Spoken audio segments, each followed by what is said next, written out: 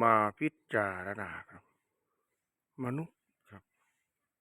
รักลูกมากแมวก็รักลูกมากครับดูเลยครับแม่รักลูกลูกเป็นพุ่มเป็นพวงกินนมลูกลูกกินนมแม่แต่แม่นอนเฉยครับไม่รู้จักเก็บไม่รู้จักปวด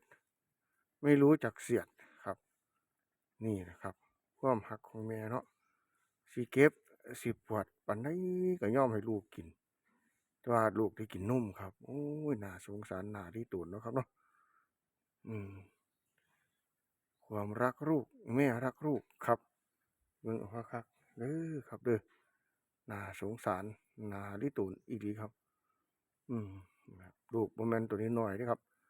เป็นบ่าวเป็นสาวเบิดแล้วครับผม